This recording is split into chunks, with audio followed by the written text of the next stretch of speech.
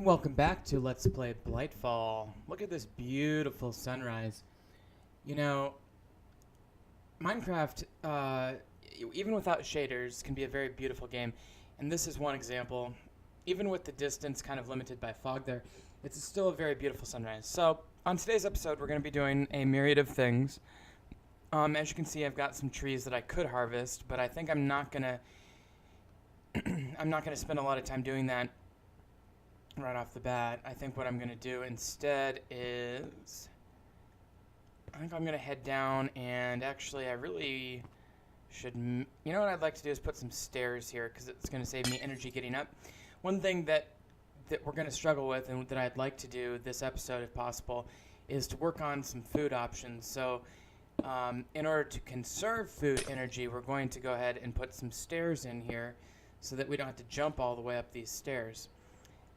Now on the other side here, I did some editing of this video, so you have to follow me a little bit. But on the other side of where I was just at with the stairs, I put these drawers in.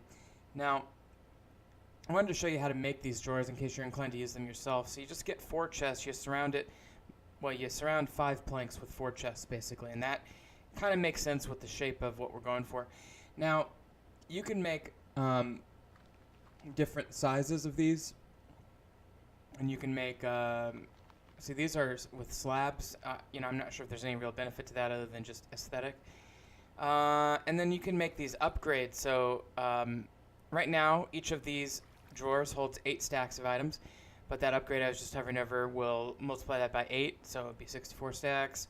There's this void one that destroys items. This is double upgrade, 5 times, 8 times, 13 times. I don't even know what some of these other things are, but and there's keys and everything, so you can upgrade things pretty extensively. This would be one great use of diamonds, actually, or of emeralds rather, would be to upgrade these drawers, because we're not going to necessarily have a lot of other reasons to be using emeralds. But really, the main 2 things I'd like to accomplish on today's episode as we cut ahead here are using the smeltery to advance in our technology level. So I'm doing a little mining in that regard. Found some platinum. I'm doing a little cutting and just showing you the highlights here of the mining expedition, so you don't have to stick around for hours of me not hours, but a long time of me mining. Found this minecart, by the way, with some watermelon seeds and some gold and a Thaumian sword. But the second goal is to work on our food production. So let's focus on the first goal, though, of upgrading our technology. Found some gold here. Gold is going to be really important at this stage in the game, just like iron. Gold is not only useful for Thumbcraft, which we're going to need it for soon, it's also really important for making casts in our smeltery.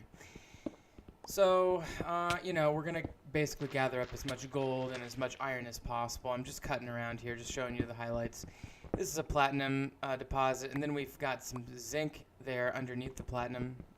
Platinum is one level higher than steel, I believe.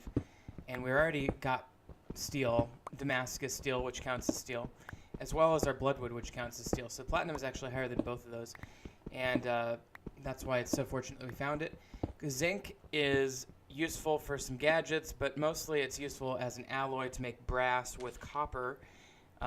Mix copper and zinc, you get brass, and that is useful for some gadgets as well. It's not a very strong metal.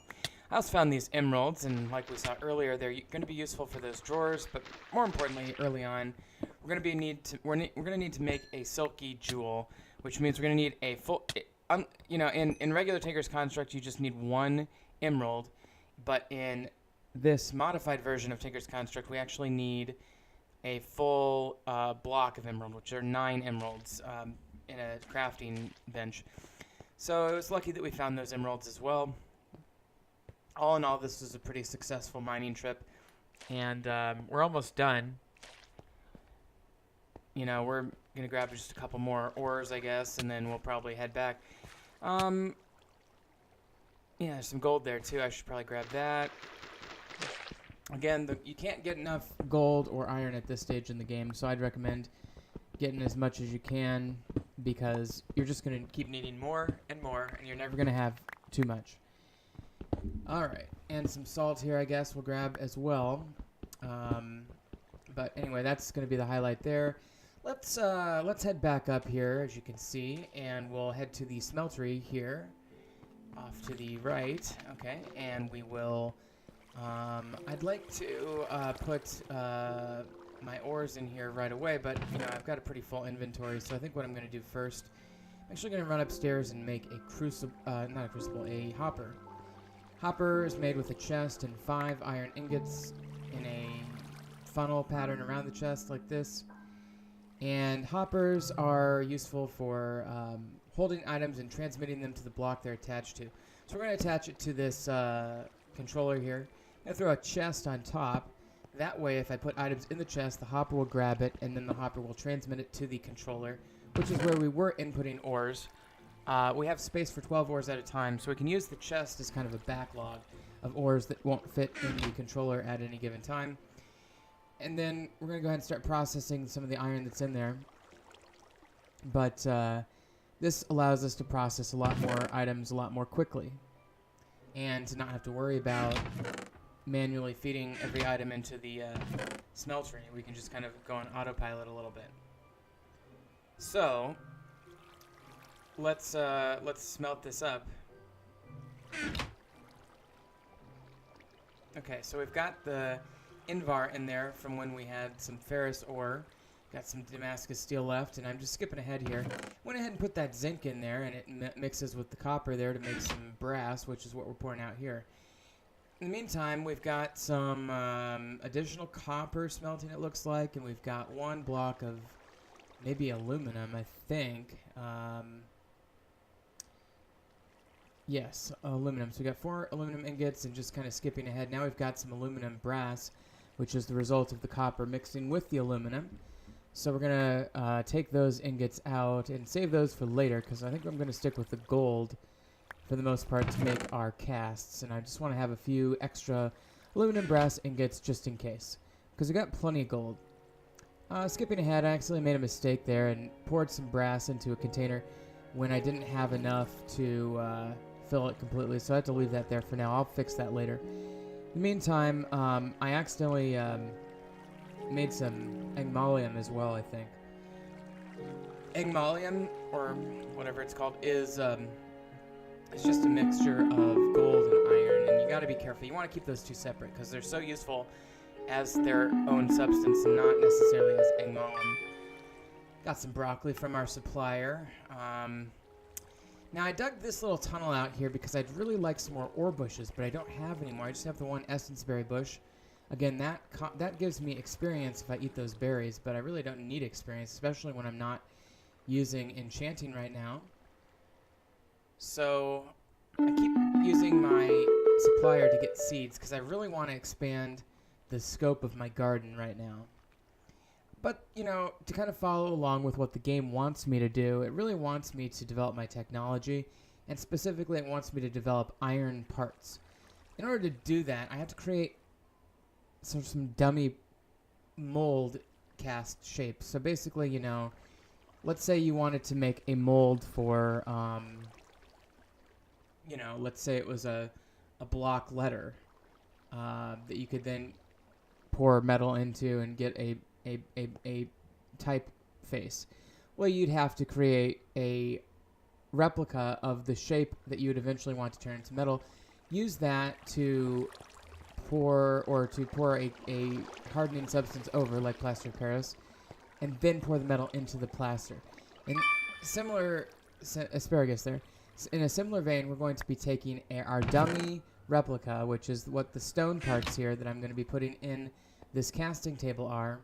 And we're going to be pouring aluminum brass over it or gold over it. So we're going to put the dummy replica pickaxe head, which is made of stone here, which you could technically use, but it would suck. And we're pouring the cast over it like that, you see? So now we have a aluminum brass, or whatever you want to call it, a pickaxe cast. Now we're out of aluminum brass, so we're going to switch to gold here. Gold, you have to use twice as much to create these casts, but gold is much more easy to come by, let's say, than aluminum brass. So, but on the other hand, it has a lot more uses in other areas of the game. I'm going to start storing these casts in here, just so I can keep my inventory clean. We're going to make the same thing with the shovel head, Again, you need 288 liquid units of gold. You need 144 liquid units of aluminum brass to make these casts. And finally, we're going to make an axe head, I think. Or no, I'm sorry, a tool rod cast here. And the game wants me to actually make a iron rod for my iron pickaxe. It's kind of silly because, you know, you think, like, what's a traditional pickaxe? It's a wooden handle with a iron pickaxe head. So you'd think the game would be just fine with my wooden handle, but no, it wants me to go ahead and make a cast so I can make an iron one. So anyway, I turned that in, and then we're going to go up here and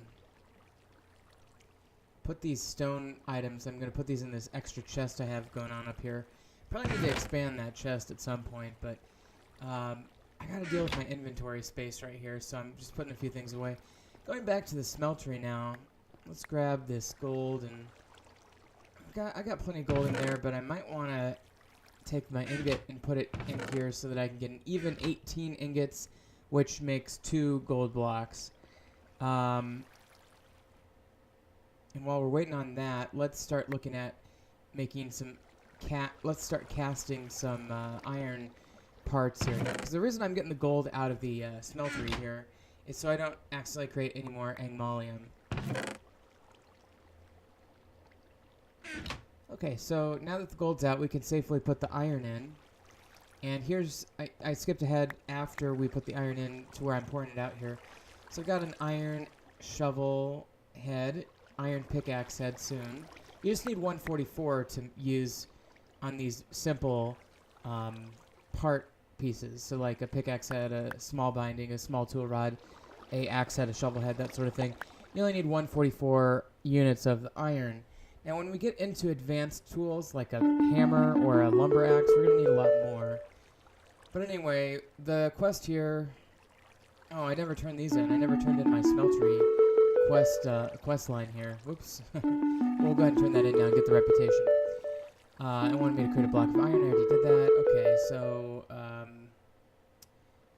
and I could turn in that death-related one, but let's focus on the task at hand. I definitely want to take a look at some of these other things, but I think I've already got the smeltery quests out of the way. I did go ahead and turn in that quest about dying. You get a little bit of your reputation back if you turn in those quests about dying, because they basically give you a few free bites at the apple, or very inexpensive bites at the apple, by giving you a lot of your reputation back despite your dying. Because when you die in this, you lose 10 reputation. Okay, so now that I've got those parts, I really need to create a tool forge. Right now I have a, what is it, a tool builder or something? And the tool forge is just the metal upgraded version of the tool builder, or what, I can't remember what the technical name for that, the one that we have. But you have to create blocks of iron. You need 4 blocks of iron, and you're going to need the part, or the tool builder thing, and you're gonna need the 4 seared bricks.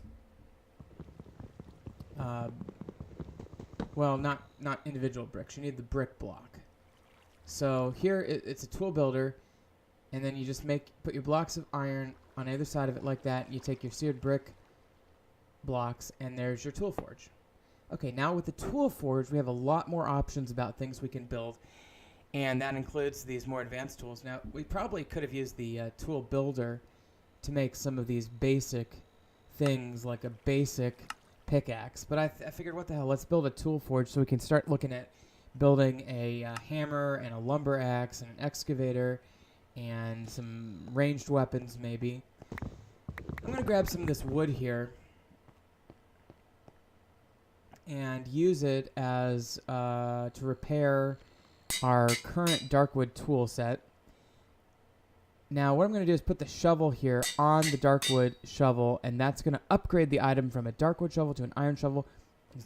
I believe that's 1 layer of technology better than the iron, or better than the darkwood was, because I think darkwood was equivalent to copper. Alright, so now we've done the same thing with the iron pickaxe there. Again, if you really wanted to, you could shift, let's see, hold, or is it control? Hold shift for stats. So, you know, you can see there, it if I put this iron rod on this, it actually increases the durability a little bit. So I guess they weren't entirely off by asking me to do that, although it's very minor. Same with this this binding, as you can see. Effective durability is 266, binding speed 6, but when I upgraded it, same. It's going to be the exact same, actually. So what the hell, I'll just do it just to get rid of the piece anyway, but that didn't have any effect whatsoever on the tool. But the rod did. The iron rod did make it slightly better. Now I'm going to create a sword holder just so I can store the thaumium sword that I found. So you do that by using 3 smooth stone slabs and a piece of wool, like I just showed you there. And, and so here's how you create the slabs. And I'm going to show you it again. You just create a triangle with the wool in the middle. And now we're going to go place this somewhere fun to commemorate the sword that we found. Kind of looks like a Zelda sword holder, like when you find the sword, the Master Sword, in the Lost Woods or whatever it's called. Okay, now I got this asparagus while I was down there. Let's plant that up in our expanding garden space here.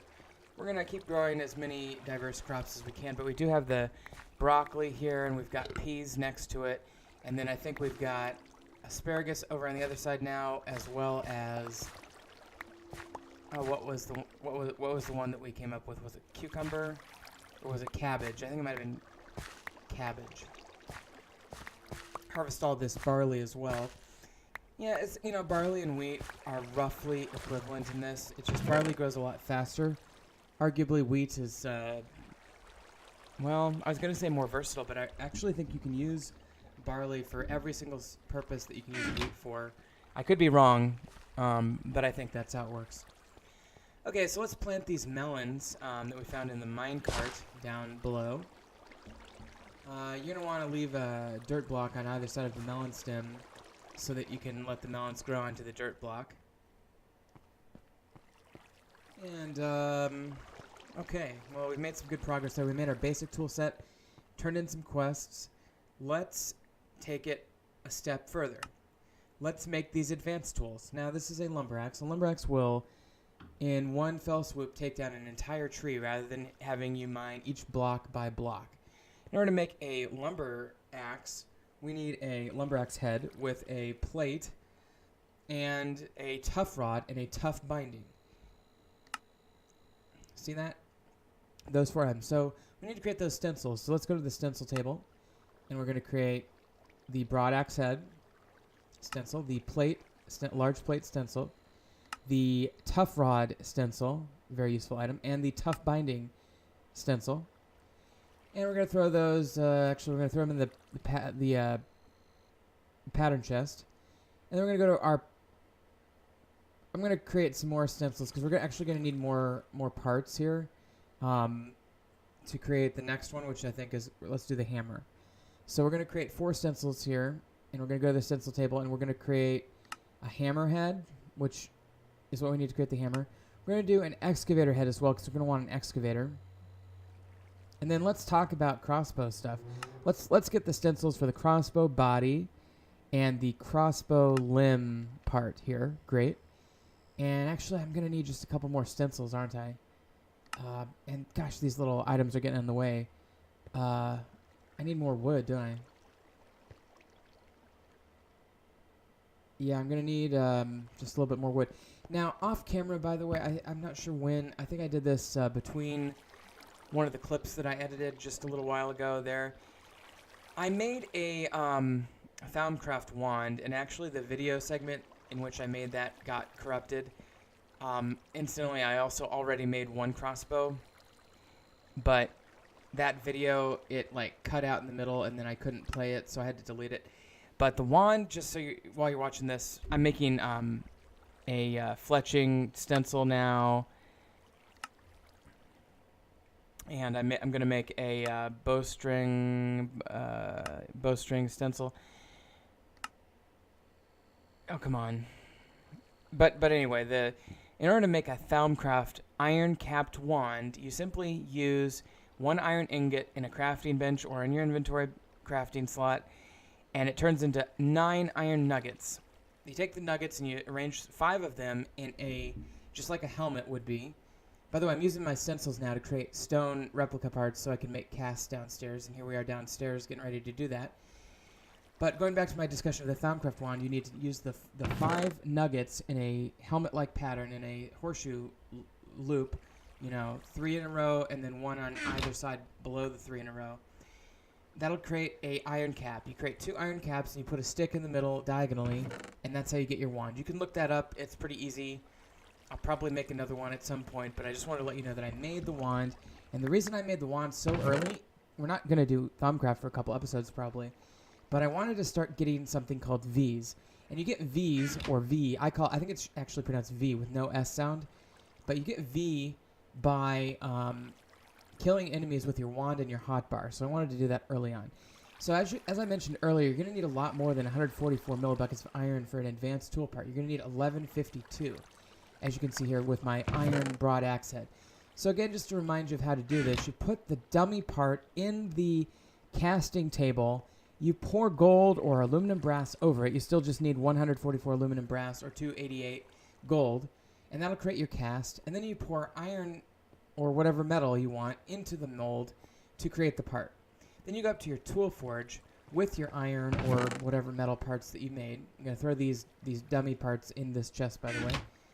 Get rid of those later, but I'm going to grab some bloodwood so I can make some handles and stuff. But what we're going to do now is we're going to go over here to our part builder and make some handles, because I realized that even though I made a tough binding and a tough rod pattern, I just want to use bloodwood on those, because bloodwood is a really good material and it's a lot easier to deal with, and I didn't want to waste a bunch of iron making an iron binding that had no effect on my tool whatsoever. So I went ahead and made some bloodwood tough rods and tough binding. So just arrange them on here. You got the iron plate, the iron broad axe head, the bloodwood tough binding, the bloodwood tough rod, and you get this lumber axe. You can see a very high durability, decent mining speed and everything, but it's a great tool, and we're going to use it in just a minute. Now we're going to do the same thing with the hammer now. We made a hammerhead downstairs, 2 more plates, and I just made a bloodwood tough rod. Put those together, you get a very high durability hammer. The hammer is probably my favorite tool in the game. I think it's a lot of people's favorite tool. But we're going to show you how to use these now. I'm going to run upstairs with my blood axe. Now, I made the mistake of not harvesting this tree when I had the chance, and now it's starting to turn tainted. So I want to remove as much of the organic material from this as possible so that as little of it turns into tainted crust as possible. Because the tainted crust, as we'll see in just a minute, is going to be home to some nasty enemies like taint swarms. We don't want that. In fact, these spiders are also coming out, which we don't want that either. Ooh, and he's got me. Ouch. Okay, we kill the spiders. It's actually not the worst thing to kill. I really should have that wand in my hotbar, though. Whoops. But those that taint swarm is really nasty, and those will come after you. There's a block that used to be a tainted crust that's going to start spawning swarms if you're close enough. So you want to avoid that. And the best way to avoid it is to chop up all of the organic wood so it can't turn into crusted taint, and then to get rid of the crusted taint, which we're going to do a little bit of here in just a minute. But for now, I'm going to try to get away from these guys, and actually I need to heal up really bad, so I'm going to hang out in here for just a second. So let's do that. And if I go back up here, I actually really like this staircase thing that I built here. It's kind of a fun thing to go back behind the inventory storage area and use it as a staircase. It's kind of a fun thing to do. And I like this dirt pathway, and I'm surprised it hasn't tainted it at all. Well, I'm just kind of waiting to heal up here before I tackle that. But let me show you the lumber axe on this tree. So with the vines on the outside, it just took out the blocks, and it'll take out blocks in a 3x3x1 radius. But if you use it on a full-blown tree without a object in front of it, and if it registers the tree as a multi-block entity, it will just take out the entire tree in one fell swoop. And so that was awesome. So let's turn in a quest. Actually, let's use the supplier and see what we can get here. Alright, we got a peppercorn sapling, not the most exciting one in the world, that's fine. I skipped ahead here a little bit. And we're going to put... Okay, I had an extra iron cap from when I made my wand. But I get this book. When you make your smeltery, you get this book. And I never read it, so I wanted to take a look at it while I had you on here. Now, it's got all these alloys, so if you forget some of the alloys, you can just take a look on this book here. Also teaches you about grout and all this stuff. And actually, I think you get the book when you... I think you get it when you build the part builder or the stencil table or the tool builder, maybe. It just puts it in your inventory. So I'm going to stash that book in the bookshelf for now. And moving on, let's go to the next level.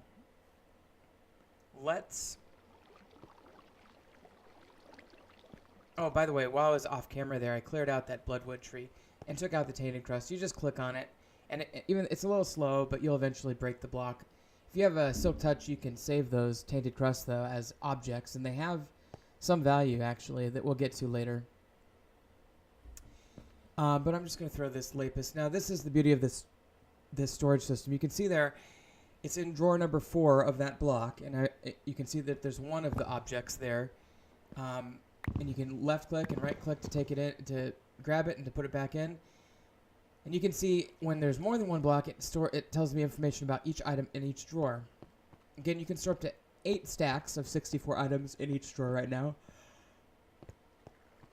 That's without upgrading. So I'm storing a bunch of stuff there. I got a willow tree from the supplier off camera there. Great tree if you want to get leaves. It has a high leaf to... high leaves per capita, I guess is what I'm trying to say. So, okay, so what we're going to do is, this is the scout line missions that we're going to get started here. And what we want to do with that is, it wants us to turn in a brick, ostensibly from where the location that it told us to go was, hardened clay. So if you really took this quest seriously, you'd go to that location and pick up the brick from down there. But I already happen to have a whole bunch of hardened clay bricks, so I'm just going to grab one and turn it in real quick. Throw this jungle wood down here. I'm getting a lot of jungle wood from those 2x2 trees. So let's go ahead and throw that in, and let's... Okay, so we're going to go ahead and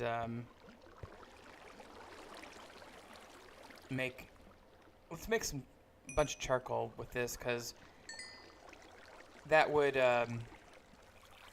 you know, we just want to always have a decent supply of charcoal. With this many furnaces, it's really easy to keep them stacked as long as we keep putting more wood in there and making more charcoal with it, which, since we have those big jungle trees, they have a lot of wood blocks that you get per chop. It's a really handy way to make charcoal.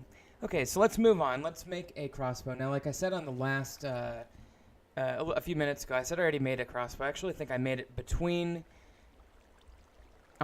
off screen. You know, this video is edited. I know I said I wasn't going to do a lot of editing, but I really needed to this time to kind of speed things along and get past the minutia.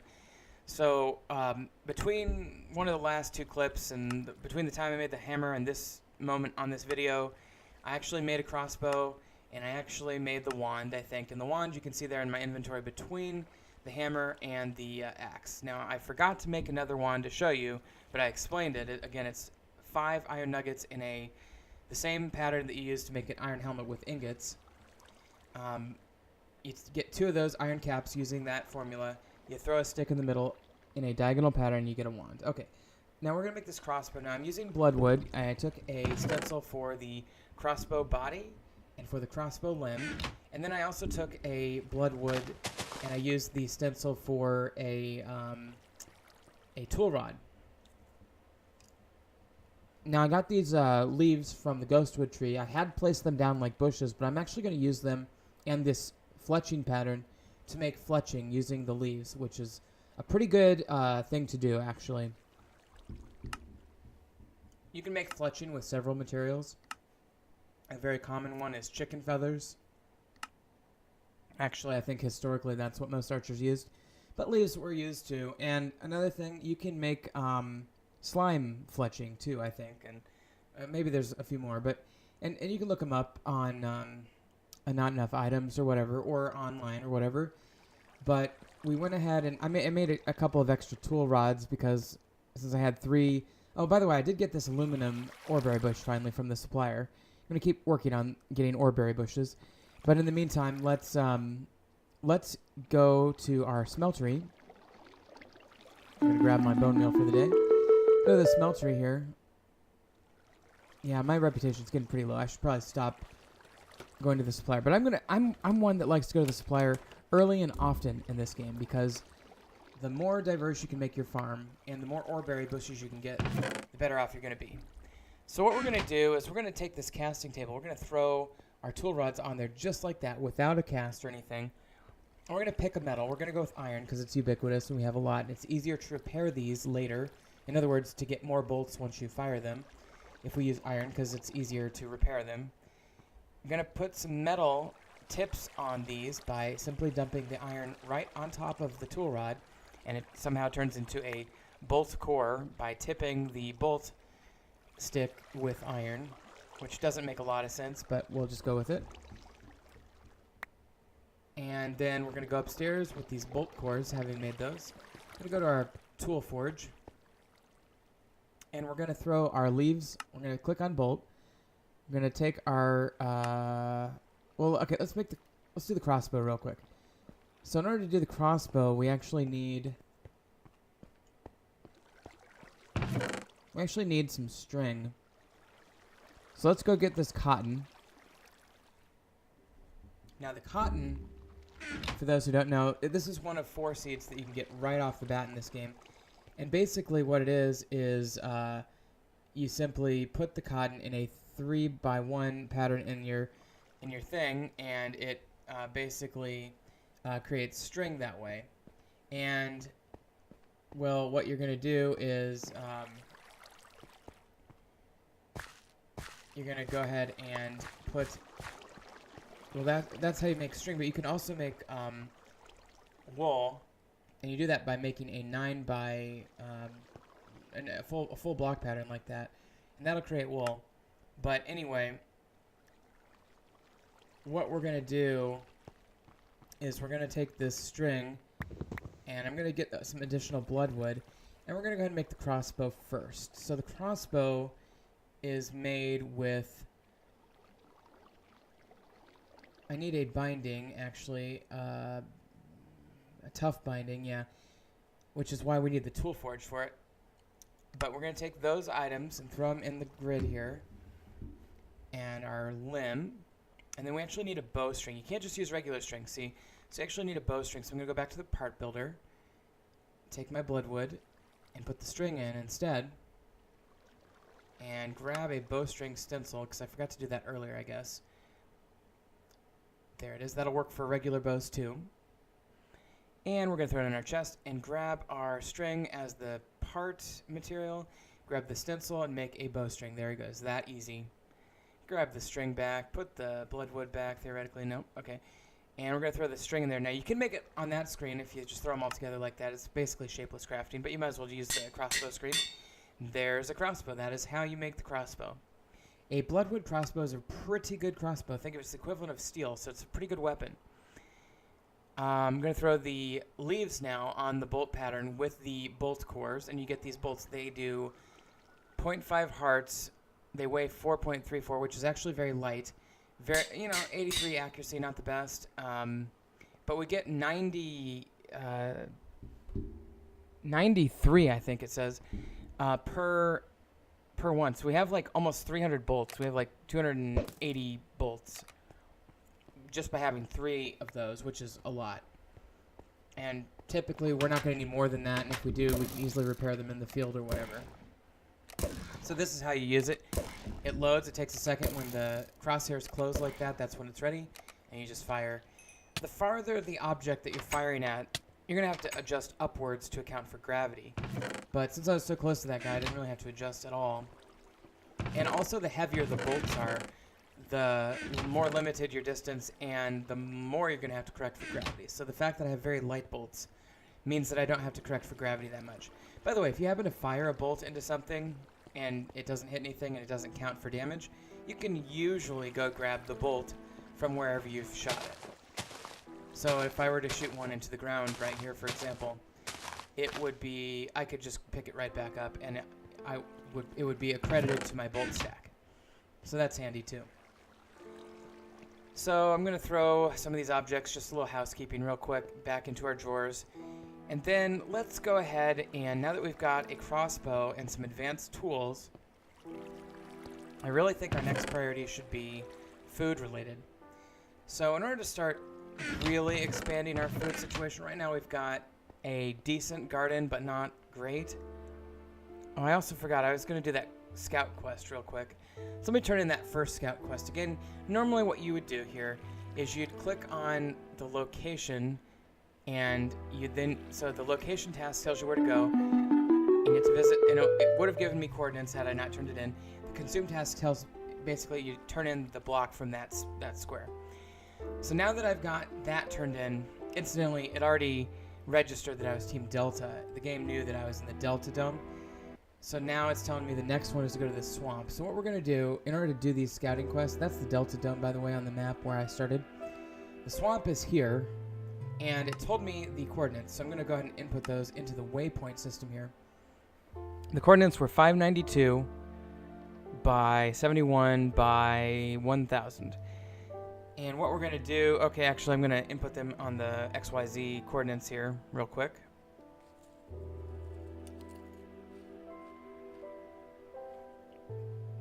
For some reason, the waypoint system does X, Z, Y counterintuitively, so you have to do the altitude second in your order.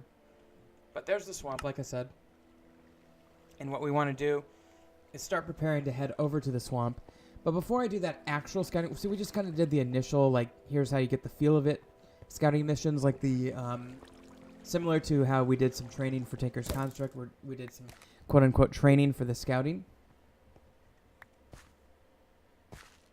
And now we're going to basically get prepared to actually go on the scouting mission. So in order to get really prepared for that, the best thing to do is to stock up on food, because there's taint all along the way. One thing we could do is we could just jump in a boat and avoid all the taint. But I really want to go under an underground mining shaft, because I think that's going to be more efficient, and we're going to get ore along the way, which is an added bonus. And I would probably be digging down there anyway at some point. So let's do that. So in order to do that, we're going to need a lot of food, like I said. So we're going to start the process of making some food items that are going to help our food production greatly.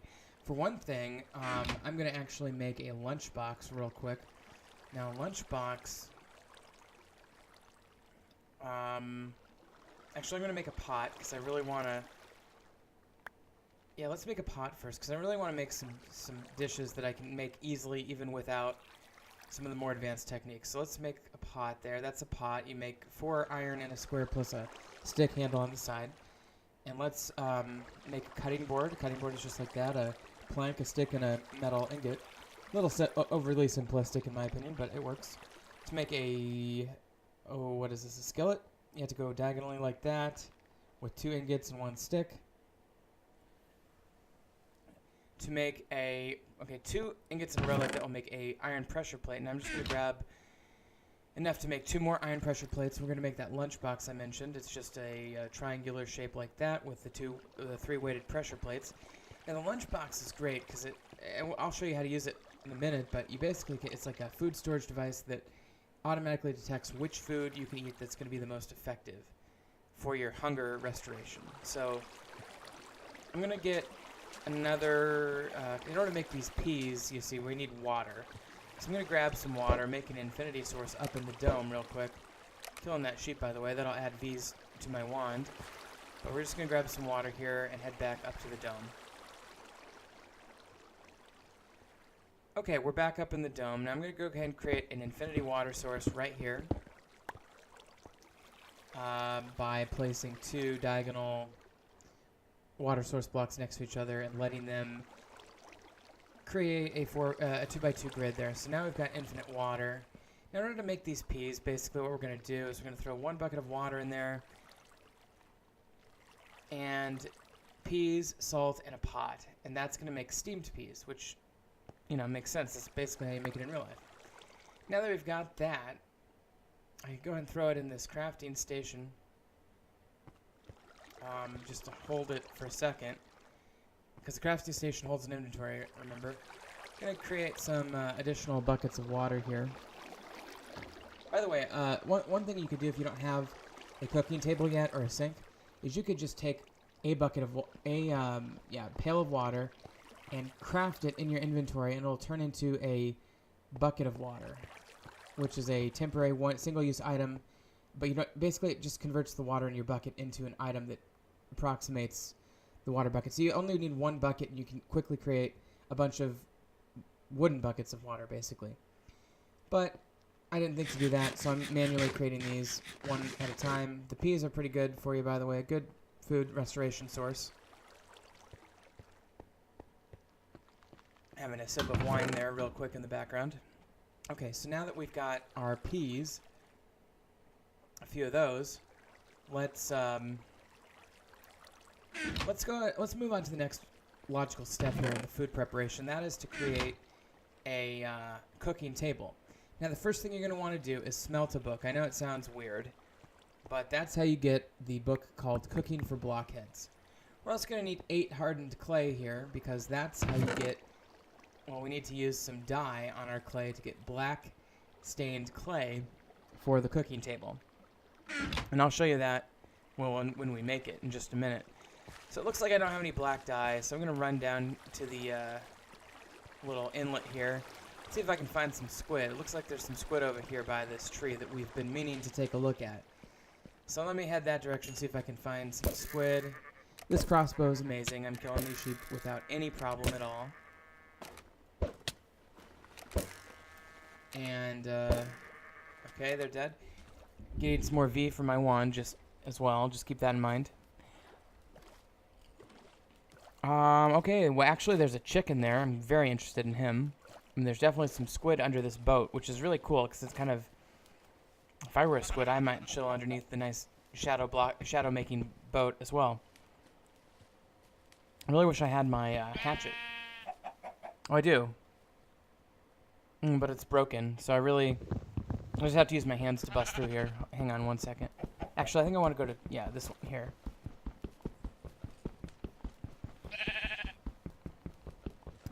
Well, it takes a while, but it's, as far as I know, it's the only way to get on board this ship without, falling onto it from a cliffside or something, which could likely kill you. So, I'm just going to take this, this is a microblock, by the way, this silverwood plank. That is a Forge Microblocks block, which is a mod that no longer exists as of 1.8 because they changed how they do blocks. Okay, so there's a sheep in this little cabin as well with a bed. It's actually a really cool little build. It's a little tiny little boat with a cabin, a sail, and a tree on it, of all things. And I think that plays into the game's narrative that these trees are being used to restore the world. So it's like whoever was on this boat before I found it, from a story perspective, maybe he perished. But in the meantime, I've got some tools on this boat that I could use to help restore the blight, or restore against the blight. So what I'm doing now, I'm just grabbing some of that ink real quick, but I really actually am now almost just as interested in saving that chicken and that lamb. The lamb gives us infinite wool, theoretically. The chicken will eventually allow us to have chickens reproduce, which will give us chicken meat, feathers, and eggs. And the chicken meat and the eggs in particular are useful for cooking. The feathers are useful for other stuff. But I really want infinite chickens, and this is the easiest way to get it. So I went back to base and grabbed some seeds so I could lure the chicken onto the boat. Maybe I should name the boat. What do you guys think? I'll start thinking about what I want to name this little boat. It would be nice if I could drive it around, by the way, but I don't think I can. At least not right now. I have an idea about that later. So let me get this chicken before he runs up onto the tainted land and becomes a tainted chicken, and I have to kill him.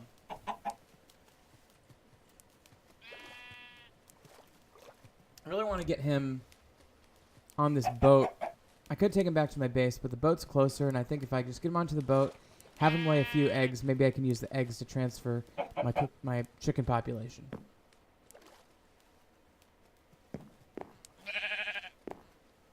Okay, come on, Mr. Chicken. You can do it. Struggle a little bit with this chicken here. Okay, yeah, he's on board.